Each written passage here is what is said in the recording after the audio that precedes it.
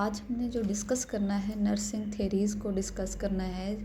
Nursing theories applicable to trans cultural nursing के nursing theories को trans cultural nursing में किस तरह से यूटिलाइज़ किया जाता है।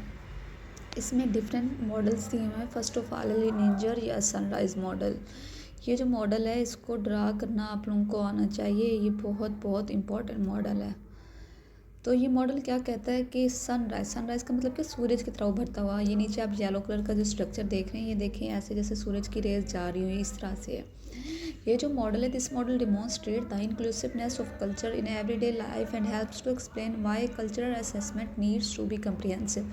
ये मॉडल क्या एक्सप्लेन करता है कि कल्चरल असेसमेंट क्यों कम्प्रीहेंसिव होनी चाहिए, और इसका क्या है central purpose of the theory is to discover and explain diverse and universally culturally based care factors influencing the health, well-being, illness or death of individual or groups।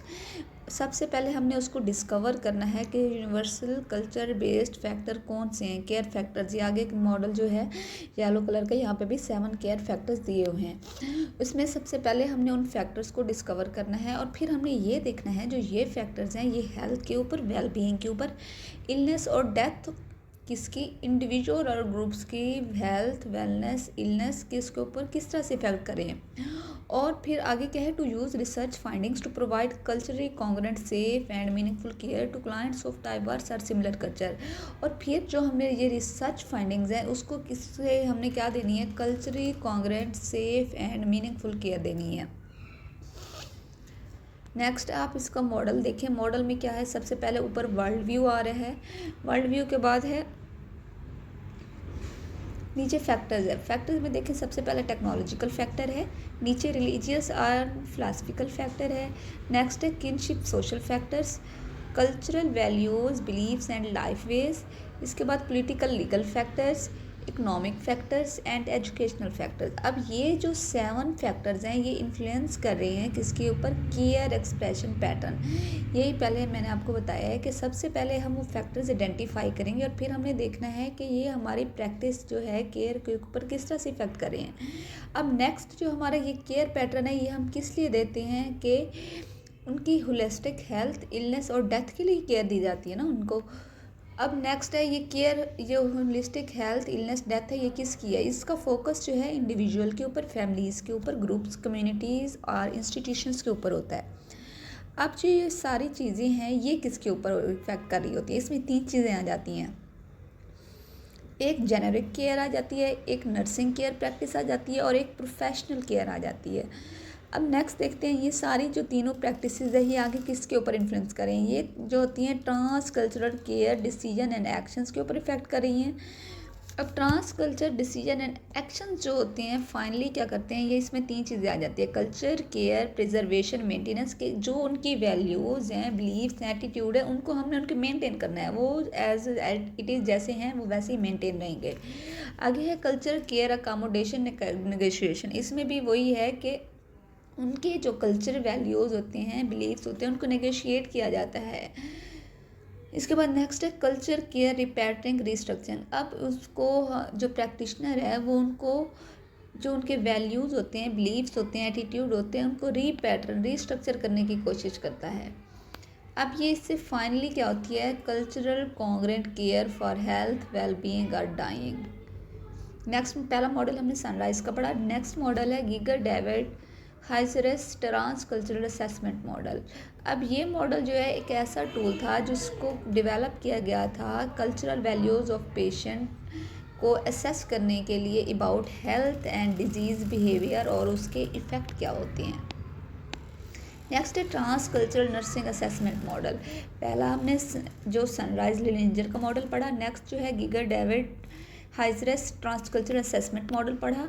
अब next जो है transculture nursing assessment model पढ़ते हैं। इसके आगे जो further हैं 6 component हैं। फर्स्ट है कम्युनिकेशन, नेक्स्ट है space, social organisation, time, environmental control और बायोलॉजिकल वेरिएशन।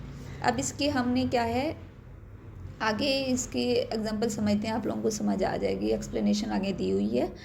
तो फर्स्ट ऑफ ऑल जो है ये कल्चरली यूनिक इंडिविजुअल होता है, उसके ऊपर क्या करिए, इफेक्ट करिए, कम्युनिकेशन करिए, स्पेस करिए, सोशल ऑर्गेनाइजेशन करिए, टाइम कर रहा है उसके ऊपर, एनवायरमेंटल कंट्रोल उसके ऊपर किस तरह से इफेक्ट कर रहे हैं और बायोलॉजिकल वेरिएशंस किस तरह से इफेक्ट कर रही हैं। फर्स्ट ऑफ ऑल हम कम्युनिकेशन को डिस्कस करते हैं। कम्युनिकेशन में क्या चीज़ आ जाती है कि जैसे हम बातचीत करते हैं तो ये इसमें जो मेन चीज़ है वो लैंग्वेज होती है। वो कहते हैं कि लैंग्वेज प्रॉब्लम कैन कर आल्सो, कि कम्युनिकेशन में अगर मिस कम्युनिकेशन होगी तो ये एक बहुत बड़ा मसला है। अगर आप अगले बंदे को आपकी ज़बान ही ना समझ आ रही हो या आपको उसकी ज़बान ना समझ आ रही हो तो कम्युनिकेशन का तो कोई फ़ायदा नहीं है कि पूरा दिन पूरी रात लगे रहो। नेक्स्ट है कम्युनिकेशन के बाद स्पेस। स्पेस में क्या आता है, particularly the comfort level related to personal space. Personal space में क्या आ जाती हैं, आई कॉन्टैक्ट आ जाता है और इसमें टच प्रैक्टिस, ये सारी चीज़ें किस में आ जाती हैं, स्पेस में। सोशल ऑर्गेनाइजेशन, सोशल में हमारे जो फैमिलीज़ हैं उनके साथ या हमारा सोशल सर्कल है उसमें हमारा किस तरह से इफ़ेक्ट है। इसमें क्या है, patterns of cultural behaviour learn through inculturation. Inculturation का मतलब क्या है कि एक जो डोमिनेंट कल्चर है उसको अडॉप्ट करने की जब कोशिश की जाती है और उसके वैल्यूज़, एटीट्यूड और बिलीव्स को अडॉप्ट किया जाता है, वो किस चीज़ में आ जाता है, इनकल्चरेशन में आ जाता है।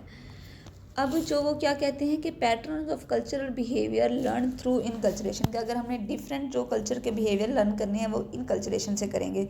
Recognise and accept that individuals from culturally diverse background may desire varying degree of acculturation into the dominant culture। वही बात आगे कि acculturation में क्या आता है कि वो dominant culture का हिस्सा बनना चाहता है। जैसे कि हमारी आजकल की यंग जनरेशन है वो कहते हैं हम वेस्टर्न कल्चर का हिस्सा बने, तो वो उनकी सकाफत को वैसे ही फॉलो कर रहे हैं। तो आगे नेक्स्ट दिया हुआ है life cycle factors must be considered in interaction with individuals and families. अब लाइफ साइकिल के फैक्टर्स हैं वो किसके साथ इंटरेक्शन, इंडिविजुअल और फैमिलीज़, वही रिलेशन आ गया। High value placed on decision of elders, के हमारे सोशल सर्कल में क्या होता है, हमारी अपनी फैमिलीज़ में जो हमारे एल्डर्स होते हैं उनके डिसीजंस को बहुत ज़्यादा वैल्यू दी जाती है। The role of the eldest male और फीमेल, और जो बड़ी ख़ानदान की औरतें होती हैं या मर्द होते हैं उनकी भी रिस्पेक्ट की जाती है। ये किस चीज़ में आ जाती है, सोशल ऑर्गेनाइजेशन में।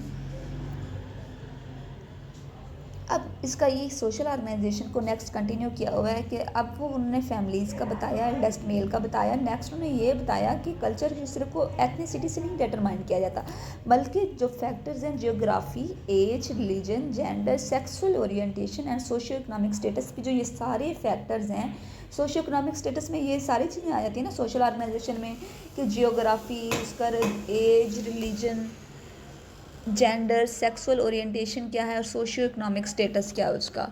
अब नेक्स्ट है टाइम। टाइम भी जो है ये किसके ऊपर, कल्चर के ऊपर इफेक्ट कर रहा होता है। किस तरह से, concept of passage of time, duration of time and points in time, ये तीनों चीज़ें क्या हैं, किसके ऊपर, कल्चरली यूनिक इंडिविजुअल के ऊपर इफेक्ट कर रहा होता है। इसमें वो ये कहता है कि जो मुख्तलिफ़ कंट्रीज़ हैं उन्होंने अपनी पुरानी रवायात को एज इट वैसे ही अपनाया हुआ है। जैसे कि इंग्लैंड है, चाइना है, उनकी जो ट्रेडिशन चलती आ रही हैं वो वैसे ही चलती आ रही हैं और ये जो न्यू प्रोसीजर हैं उनको अडॉप्ट करने से क्या है, नहीं करते।